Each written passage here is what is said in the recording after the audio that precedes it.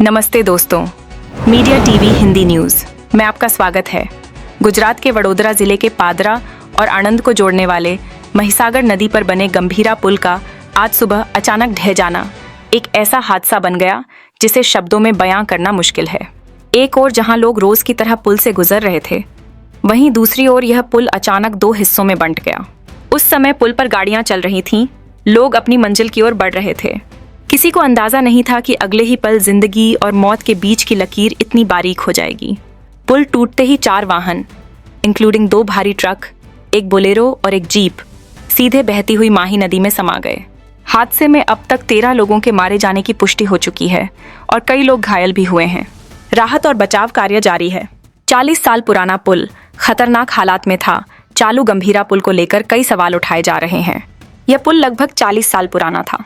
इसका निर्माण 1950 से 86 के बीच हुआ था और इसे 100 साल तक चलने योग्य बताया गया था। लेकिन समय के साथ इसकी हालत बेहद खराब हो गई थी। स्थानीय लोगों का कहना है कि जब कोई भारी वाहन इस पर से गुजरता था तो पूरा पुल कांपता था। वहीं NM नायकावाला, जो इस इलाके के एग्जीक्यूटिव इंजीनियर हैं, उन्होंने बताया कि पुल की कुछ मरम्मत पिछले साल की गई थी और इस साल भी इसकी पैचिंग यानी छोटी मोटी मरम्मत हुई थी। लेकिन असली सवाल ये उठता है कि यदि पुल इतना जर्जर था तो उसे चालू रखने की इजाज़त किसने दी। लोगों की मदद से बचाए गए कई जाने हादसे के तुरंत बाद स्थानीय ग्रामीणों, खासकर मुजपुर और आसपास के गांवों से आए लोगों ने बहादुरी दिखाते हुए नदी में डूबते हुए लोगों को बचाने की कोशिश की। कई स्थानीय नौजवानों ने जान जोखिम में डालकर माही नदी में कूदकर घायलों को बाहर निकाला। प्रशासन और पुलिस टीमों के साथ आपदा प्रतिक्रिया बल NDRF की टीम भी मौके पर पहुंची और बचाव कार्य शुरू किया। फिलहाल अब तक 13 लोगों की मौत की पुष्टि हो चुकी है। जिन 6 मृतकों की पहचान हुई है वे हैं वैदिक पड़ियार 45, नैतिक पड़ियार 45, हसमुख परमार 32, रमेश पड़ियार 35, वखासिंह जाधव 26, प्रवीण जाधव 36। बाकी शवों की पहचान प्रक्रिया जारी है। 212 करोड़ रुपए की लागत से मंजूर हुआ था। नया पुल सबसे हैरान कर देने वाली बात यह है कि राज्य सरकार ने पहले ही 212 करोड़ रुपए की लागत से एक नया पुल बनाने को मंजूरी दे दी थी। स्थानीय विधायक चैतन्य सिंह जाला की सिफारिश पर यह प्रस्ताव पारित हुआ था और सर्वेक्षण व योजना का काम भी शुरू हो चुका था। लेकिन जब तक नया पुल बनता, प्रशासन ने पुराने पुल को खुला ही रखा।